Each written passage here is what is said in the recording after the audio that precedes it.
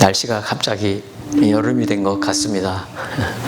그리고 이 앞에 우리 주차장에도 공사 진행 중이어서 이렇게 좀 불편하실 텐데 아마 이번 주 중이면 공사가 마무리될 것 같습니다. 잘 또 다음 주에는 어려움 없이 이렇게 예배 드릴 수 있으면 좋겠습니다. 예수님께서는 제자들을 두 사람씩 이렇게 짝을 지어서 보내시면서 그들에게 권세를 주십니다. 가서 복음을 전하면서 병든 자를 고치고 귀신 들린 사람을 귀신을 쫓아내도록 그렇게 권세를 주셨습니다. 그래서 이 놀라운 역사를 제자들이 곳곳에 흩어져서 사역을 마쳤습니다. 얼마나 기뻤는지 또 얼마나 신이 났는지 모릅니다. 처음으로 이런 예수님께서 보내신 능력을 주셔서 행하신 이 사역 마치고 온 제자들이 이제는 다시 조금 쉬기도 하고 다시 재충전을 해야 됩니다. 그래서 우리 예수님이 제자들을 데리고서 이제 이 갈릴리 바다, 갈릴리 호수를 건너서 건너편에 있는 곳에 가서 좀 리트릿을 하시려고 가신 길이에요.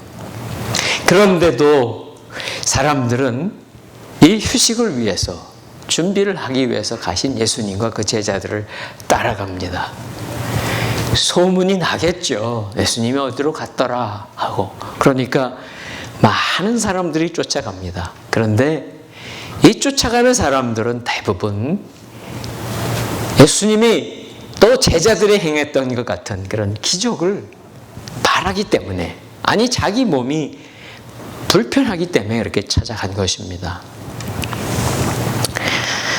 그래서 할 수 없이 예수님과 제자들은 그들을 그 광야 한적한 곳에서 그들을 만나 주십니다.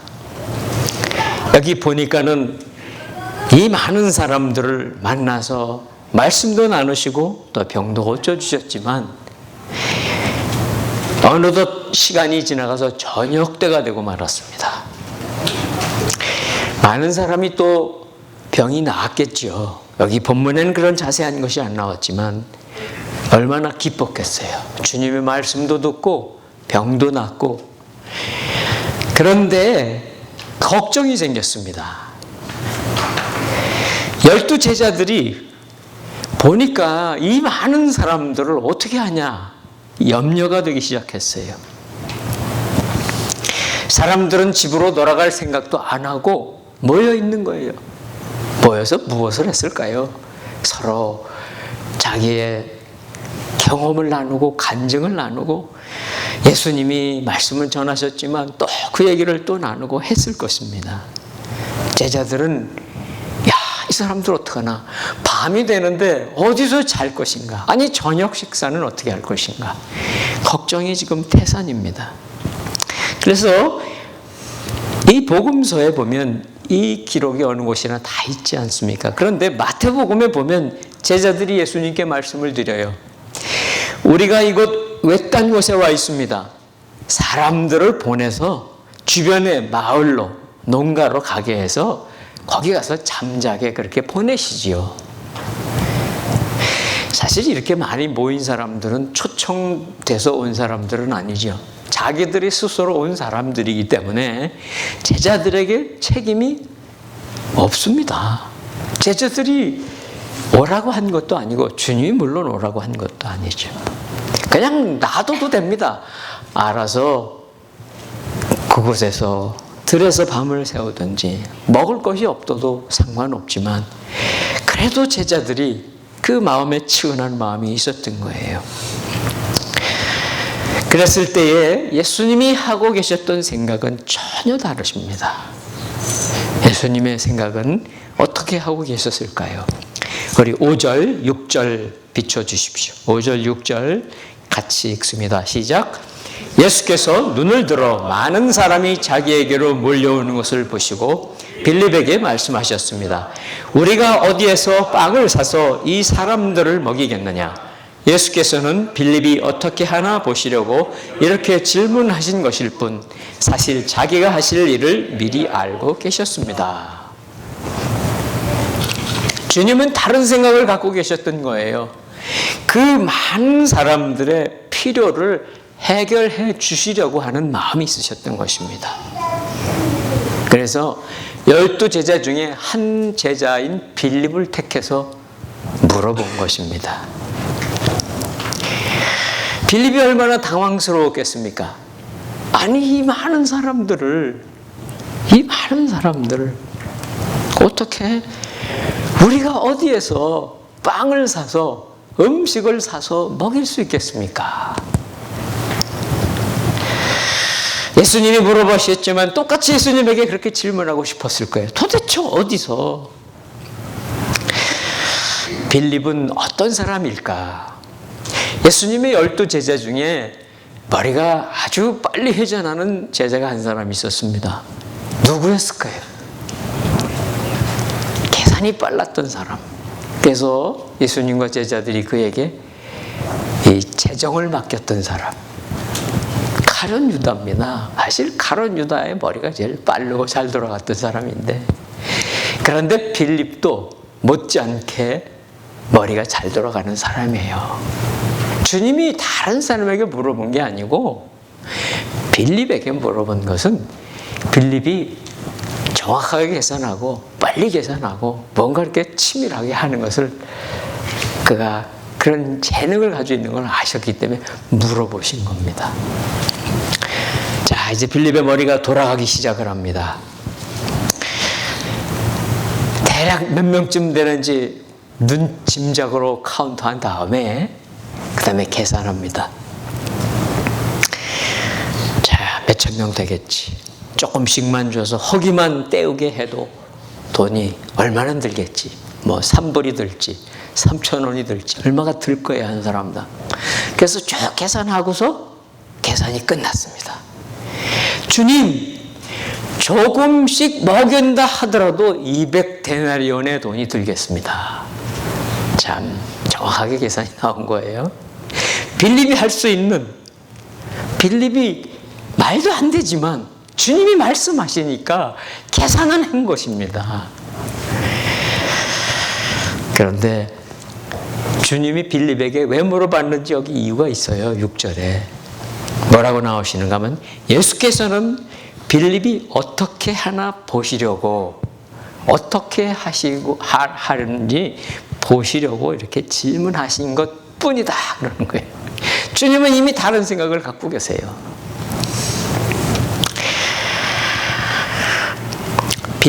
빌립이 자기의 재능이 있습니다. 다른 사람보다 뛰어난 계산 능력이 있습니다. 회전도 빠릅니다. 금방 계산한 예산이 재정이 200데나리온이 나왔습니다. 그렇다면 예수님의 일행이 그 돈이 있을까요? 그 돈이 없습니다. 200데나리온의 돈 없습니다. 아니, 그 돈이 있다고 쳐도 그래요. 그 돈이 있으면 어디 가서 사올 것입니까? 그 광야, 그 벳세다 광야의 근처에는 식당 없습니다. 빵집도 없습니다. 어디 가서 사오겠습니까? 예수님은 뻔히 아시면서도 왜 빌립에게 이렇게 짓궂은 것 같은 그런 질문을 하시고 빌립으로 하여금 당황하고 또 계산을 하게 만들었을까요? 하나님은 때로 우리들에게 어떤 상황에 부딪히게 하십니다.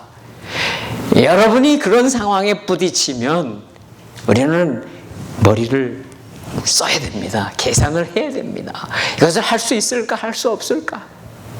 할 수 있는 최선을 다해서 뭔가를 하겠죠.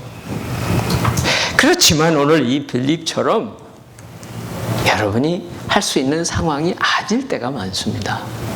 내가 풀 수 없는 상황인데 주님은 분명히 나한테 묻고 계시는 거예요.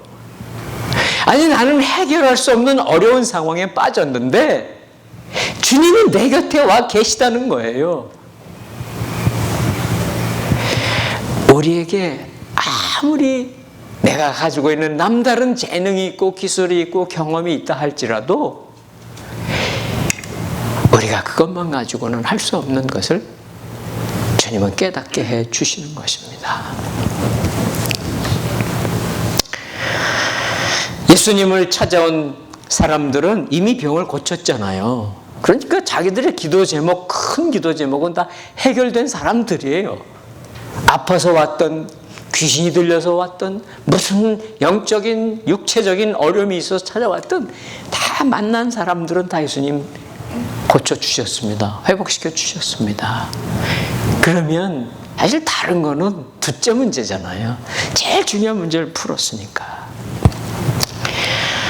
그러나 중요한 것은 무엇입니까? 아무리 그들이 병이 낫고 또 고침을 받았다 하더라도 그들의 인생의 모든 문제가 해결된 것은 아닙니다.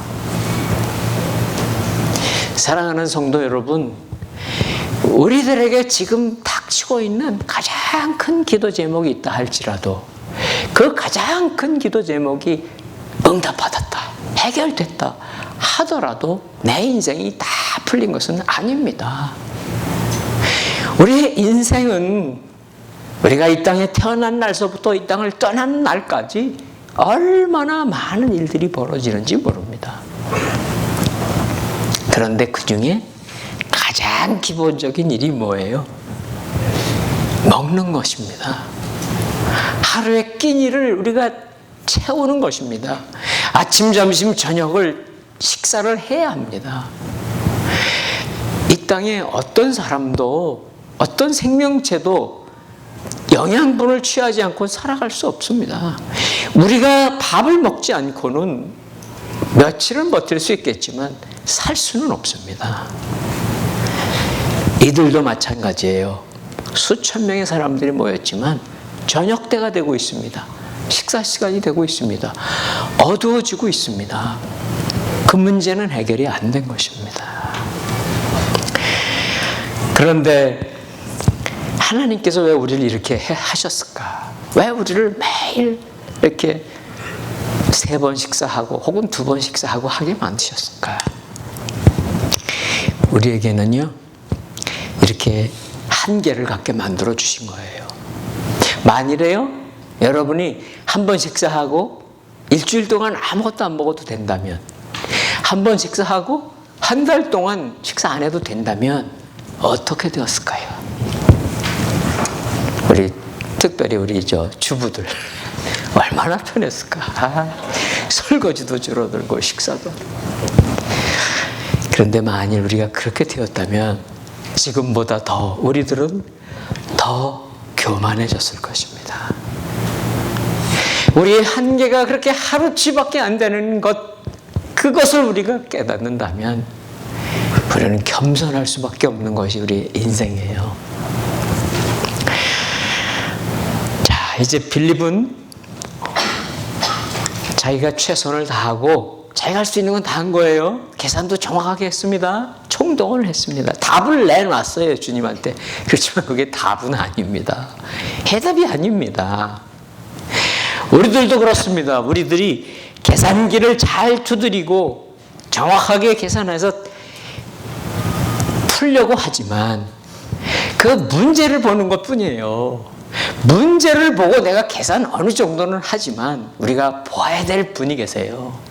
우리는 문제를 보는 것이 아니라 그 문제를 내신 주님, 문제를 내신 하나님을 보시기를 바랍니다. 하나님이 왜 그 문제를 내셨는가? 우리는 그런 부족함이 항상 있습니다. 우리의 계산에는 항상 하나님이 빠져 있어요. 여러분의 모든 삶의 문제에는 내가 할 수 있는 것까지는 하지만 하나님이 오셔서 섭리하시는 그 부분이 빠져 있다는 것입니다.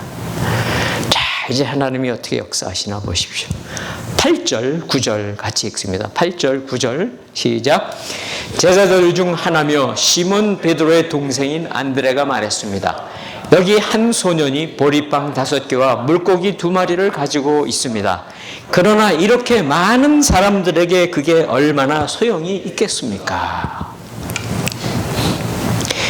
주님과 그 주위에 있었던 12제자들이 다 그 주님과 빌립이 나누는 대화를 듣고 있었어요.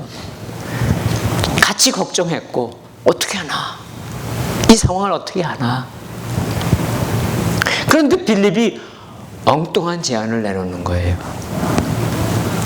여기 한 소년이 보리빵 5개와 물고기 2마리를 가지고 있습니다. 그런데 이렇게 많은 사람들에게 무슨 도움이 되겠습니까?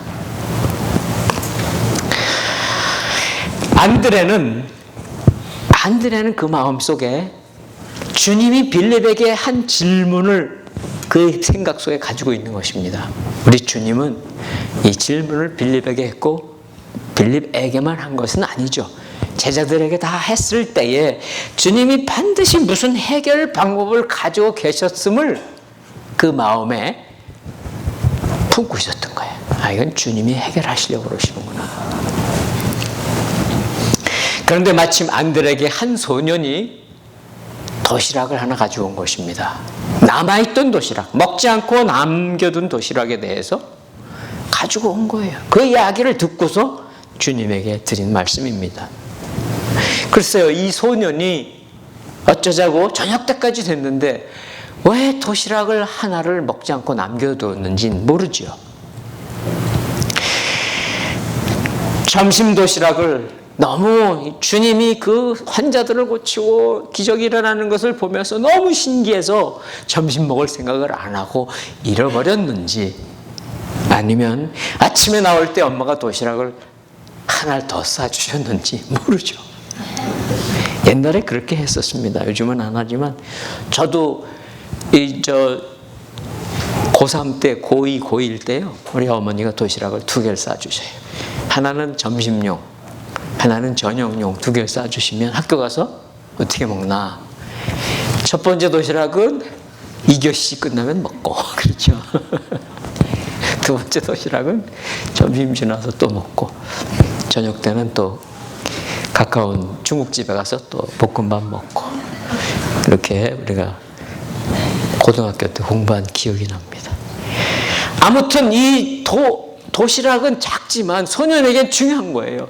배고픈데 지금 자기 혼자 먹으면 되는데 이것을 안드레에게 갖다가 드렸던 것입니다.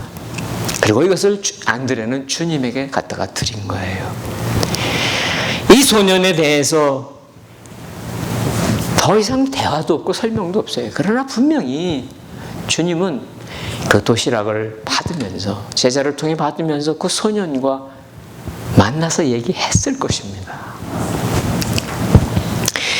내가 이 많은 사람들이 굶고 배고파하는 것을 보고 돕고자 하는 마음이 있냐? 너 진짜 이거 안 먹어도 되냐? 물어보셨을 거예요. 아, 주님이 어떤 분인데 그 어린아이의 도시락을 날름 받아가지고 그냥 일을 하셨겠냐고요. 그러지는 않았을 거 아니에요. 그랬을 때 그 아이는 대답했을 것입니다. 네, 주님, 이것을 사용하셔서요, 우리 모두를 먹여주세요.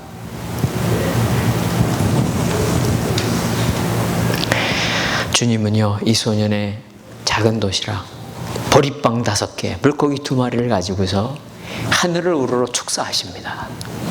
손을 드시고 축사하셨겠죠. 빵을 들고 축사하셨겠죠.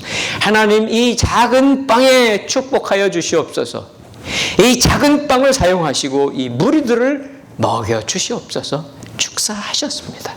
그런 다음에 빵을 나누기 시작을 하십니다. 제자들은 떼어놓은 빵을 바구니에 담아서 이제 무리들에게 차례차례 나눠줍니다. 주님이 아마 빵 5개를 나누고 자르고 계속 하는데, 이렇게 나눠주면 바구니가 하나 차면 또 가져가고 또 차면 가져가고 하는데 이 보리빵이 줄어들질 않는 거예요. 작은 음식입니다. 어린아이가 먹을 것밖에 안 되는 작은 음식이 부풀고 또 부풀어지는 거예요. 부풀어지고. 성경에는요, 구약에도 그렇고 이런 비슷한 기적들이 많이 나죠. 아마 우리 요즘 사람들은 에이, 그런 기적은 말도 안 돼. 사실 말도 안 돼요. 믿어집니까? 이런 기적이 일어난다는 것이 믿어지냐고요. 아마 이런 부분만 빼놓고 다른 거는 내가 믿겠는데 이런 건 아닐 거야. 어렵죠. 우리의 지식과 우리의 이성으로는 설명할 수 없습니다. 그러나 하나님은요, 그 기름병, 그 작은 기름병에 남아있는 기름 조금 따르고 밀가루통에 남아있는 그 조금 남은 밀가루, 한 줌 밀가루 쓰고 또 쓰고 채워주셨던 그 기적이 성경에 나옵니다. 자, 이렇게 먹은 거 엄청난 기적입니다. 이 기적을 경험한 사람이 도대체 몇 명이나 될까요? 엄청납니다. 12절, 13절 보십시오. 기적을 경험한 사람들. 12절, 13절 같이 읽습니다. 시작. 그들이 모두 배불리 먹은 뒤에 예수께서 제자들에게 말씀하셨습니다. 남은 것은 하나도 버리지 말고 모아두라. 그리하여 그들이 남은 것을 모아보니 보리빵 5개로 먹고 남은 것이 12바구니에 가득 찼습니다. 남자의 숫자만 성경에는 세고 있죠. 우리 자매님들은 좀 서운하시겠지만 뭐 염려하지 마세요. 어디나 자매님이 더 많습니다. 여기도 분명히 남자가 5,000명이면 자매가 5,000명 더 됩니다. 당연히 그렇죠. 이스라엘 사람들의 문화가 좀 옛날에 그런 식의 문화가 있어서 그런 것뿐이에요. 그러니까 구약의 이스라엘 백성 셀 때도 장정만 60만 명 그러면 곱하기 2 내지 3이에요. 여기도 5,000명이 먹었다 그러면 곱하기 2 내지 3이에요. 10,000명이 넘는 사람들이 먹었습니다. 다 먹고 또 먹고 남은 부스러기를 주님이 또 그러시는 거예요. 버리지 말라는 거예요. 다 모으라는 말씀을 하십니다. 그러면 도대체 주님은 모아서 이걸 뭐 하시려고 모으셨을까? 궁금하지 않으세요? 물론 신학자들의 해석을 보면 12바구니니까 12, 그럼 숫자가 이스라엘의 12지파, 또 예수님의 제자 12명, 그 숫자잖아요. 그래서 예수님의 제자들이 12명이니까 12사람에게 나눠주지 않았겠느냐, 뭐 그렇게 얘기도 합니다. 그런데 저는 이렇게 추측합니다. 이건 제 추측입니다. 12바구니의 음식은 맨 처음 시작했을 때 보리빵 5개 하고 물고기 2마리 시작했어요. 보리빵 5개 하고 비교해 보세요. 얼마만큼 많아졌습니까? 남은 것만 쳐도예요.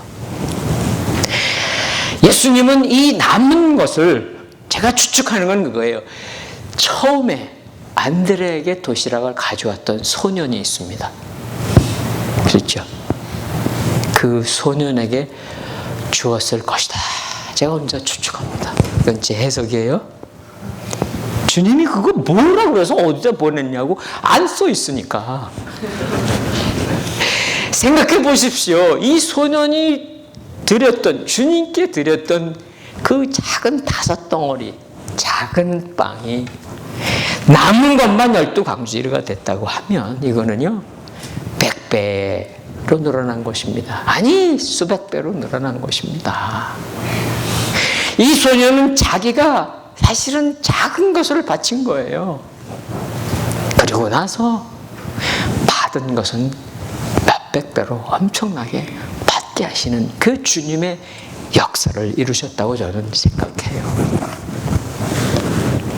이런 기적이 일어났습니다. 물론 아직도 안 믿는 분이 있을지 몰라요. 그러나 중요한 것은 무엇입니까? 이러한 기적, 이 기적이 일어난 다음에 사람들의 반응을 보셔야 돼요. 사람들의 반응은 이제 병도 고쳤잖아요, 아까? 큰 기도 제목도 응답받았는데 이제는 먹는 것도 해결이 됐습니다. 식사도 해결이 됐습니다. 아니, 세상에 이렇게 다 해결될 수가 있습니까? 사람들이 그래서 그때부터 예수님을 이분만 따라다니면 우리는 모든 문제가 해결이 된다. 그러면서 예수님을 왕을 삼으려고 합니다. 예수님을 왕 삼겠다는 거예요. 계속 예수님 쫓아다니면서 병도 고치고 얻어먹을 것도 얻어먹으면 인생의 문제가 다 해결될까요? 그리고 주님은 그 일을 위해서 이 땅에 오셔진 것일까요? 아닙니다. 우리의 인생의 문제들도 많이 그렇습니다. 우리들의 배고픔의 문제는 아마 별로 많지 않으실 거예요. 그러나 우리들의 일상적인 필요도 채워주시고 우리의 중요한 기도 제목도 응답해 주신 이분만 있다면 모든 문제가 해결될 텐데, 그런데 주님은, 예수님은 사람들이 그렇게 추종하고 사람들의 환호를 뒤로하고 산으로 또 가십니다. 또 피해서 올라가십니다. 주님은 이 땅에 그렇게 왕이 되시기 위해서, 이 세상의 왕이 되시기 위해서 오신 분은 아니신 거예요.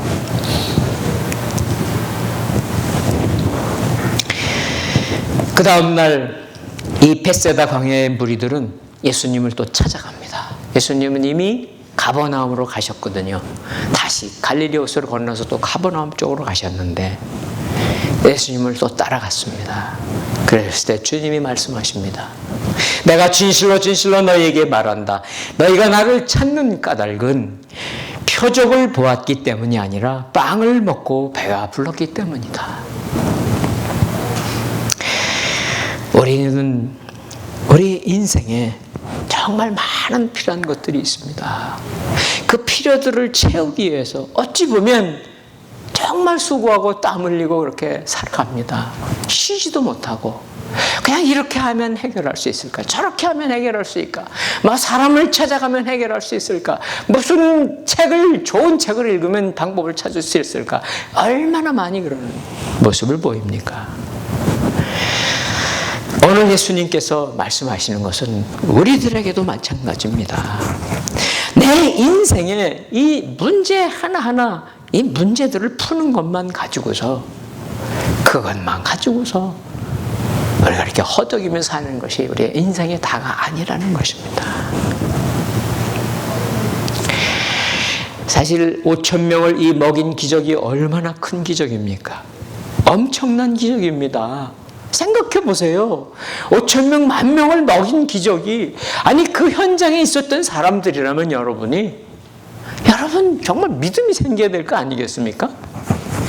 정말 믿음이 생겨야 되는데 이 5,000명의 사람들, 그들은 다시 배고파지고 다시 믿음이 흐려지고 나중에는 다 예수님 떠나갑니다.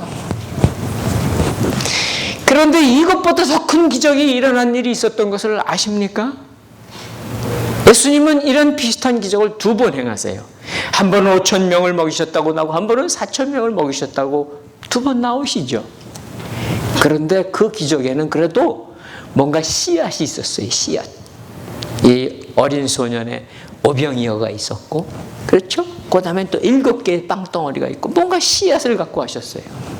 그런데 구약에 보시면 이스라엘 백성들이 광야 40년을 살아가는 동안에 이스라엘 백성들은 아무것도 한 것 없는데 매일 아침마다 하늘에서 만나가 내립니다. 하루만이 아니고 한 달만이 아니고 1년만이 아니고 40년 동안 그런 기적이 일어났습니다. 오병이어를 드린 것도 없는데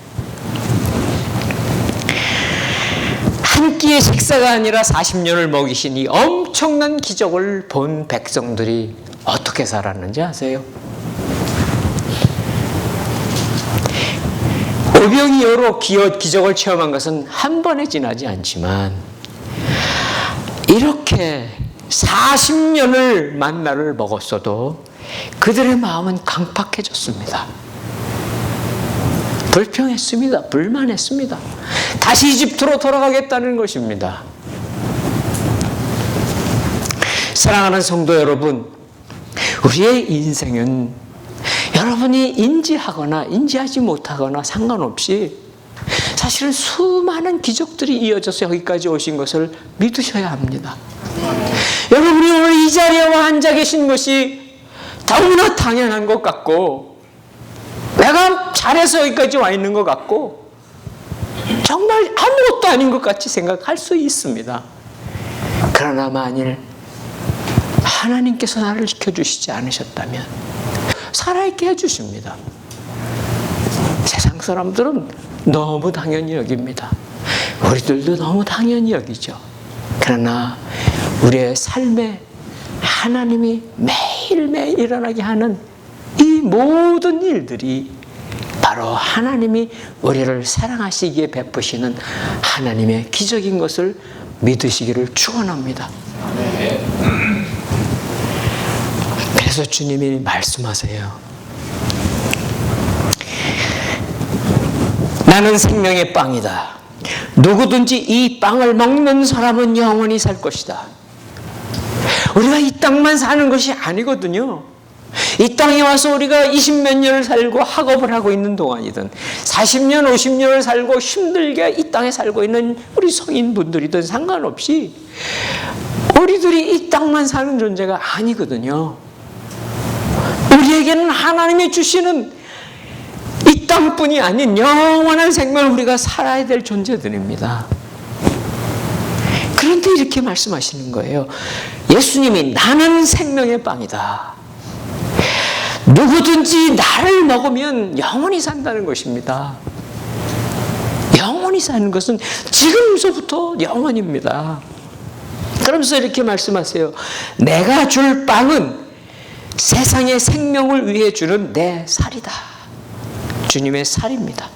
누구든지 내 살을 먹고 내 피를 마시는 사람은 영생이 있고 내가 마지막 날에 살릴 것이다. 예수님의 살이야말로 참된 양식이다. 내 살이야말로 참된 양식이고 내 피야말로 참된 음료다. 하늘에서 내려온 빵이라는 것입니다. 사랑하는 성도 여러분, 우리는 큰 기적을 바라기도 합니다.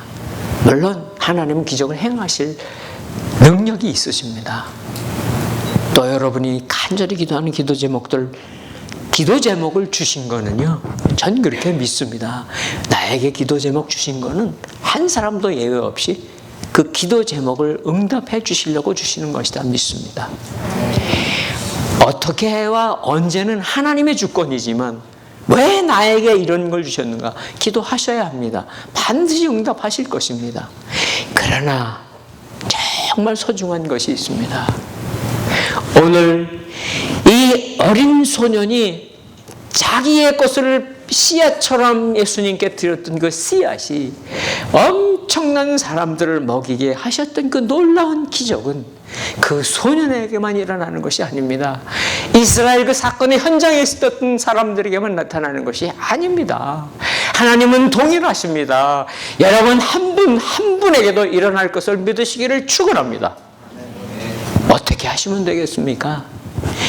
여러분 마음속에 가장 귀한 씨앗이 뿌려지시기를 바랍니다.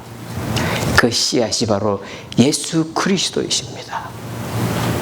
예수님의 살을 먹고 예수님의 피를 먹는다는 것이 우리가 성찬식을 하는 그러한 상징적인 사건만이 아니라 여러분 믿음의 오늘 내일 계속되는 삶 속에 여러분들 삶 속에 예수 그리스도가 여러분 마음 속에 여러분의 심령 속에 그 작은 씨앗이 뿌려졌을 때에 엄청난 하나님의 기적이 여러분의 인생을 통해서 일어나고 열매 맺어서 주님의 약속대로 영원한 생명을 누리며 이 땅의 어떤 상황 가운데서도 흔들리지 아니하는 100배, 1000배의 열매, 영과 육의 열매를 맺으시는 하나님의 축복을 누리시는 여러분 되시기를 주님의 이름으로 축원합니다. 기도하겠습니다.